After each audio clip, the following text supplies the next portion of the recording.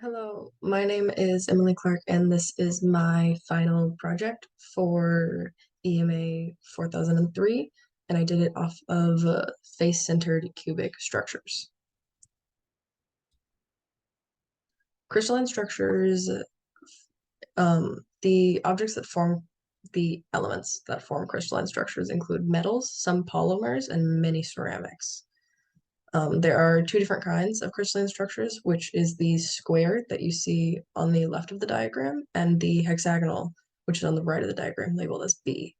Um, that is the 2D when the elements come together, and this is for elements that are all the same.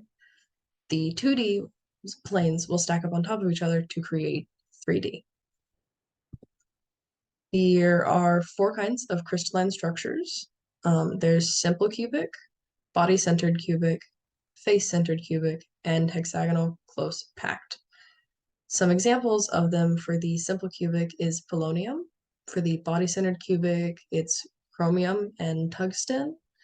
The face-centered cubic has aluminum and a couple others I'll go through later. And hexagonal close packed has magnesium and cadmium. On the right, the diagram shows the simple cubic labeled as primitive cubic, body-centered and face-centered. It shows the atoms and the points, the lattice, and the unit cells of them. The unit cell is the smallest repeating unit of a crystal structure. For my presentation is focused on face-centered cubic. This is a lattice picture really zoomed in that shows FCC.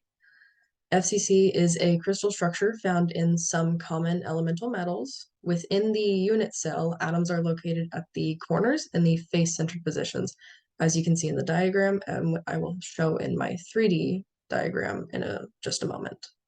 The coordination number is 12. So the coordination for metals is each atom. So within metals, each atom has the same number of nearest neighbors. Take one atom out of it, there are 12 neighbors in the face-centered cubic structure. So say we take this one in the middle of the top plane. Within that same plane, there are four that are the nearest to it. So these four.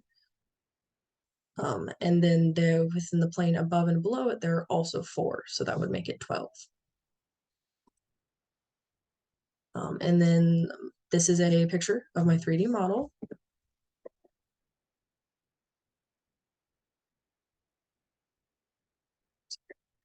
Here is my 3D model shown in Tinkercad.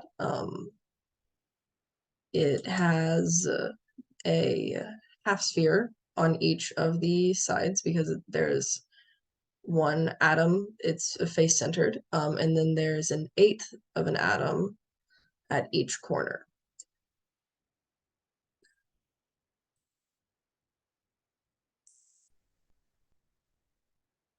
And then for the atomic packing factor, it is the volume of atoms in a unit cell per total unit cell volume. So the length, which would be one of the sides, is equal to 4r, which is the radius of one of the spheres.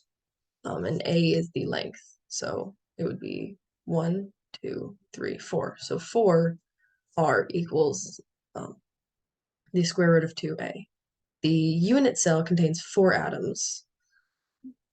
And you can count that by there's 6, so there's 6 sides, which is 6 hemispheres. And so there would be 6 times a half. And then there are 8 corners, and so there's 8 eighths of an atom, which would be 8 times an eighth, and then that added together is 4. So then the APF is 4 times the volume of the atom, and then divided by the volume per unit cell. Volume per unit cell, yes.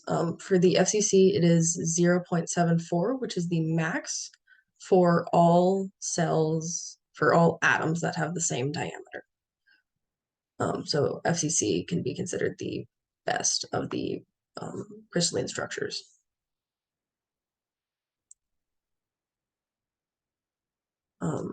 Some examples of metals that bond in FCC are copper, aluminum, nickel, silver, gold, lead, and platinum. And then some properties of them are they are ductile, so they can form wires easily and collect and conduct electricity, and they also are very strong. So of course they can be used in electronics, buildings, aircraft. They're even used in jewelry for silver and gold, and dentistry is also silver and gold, and in batteries. And in the back of my diagram over here, I stacked up a few unit cells so that you can kind of visualize what they all look like stacked together in the planes.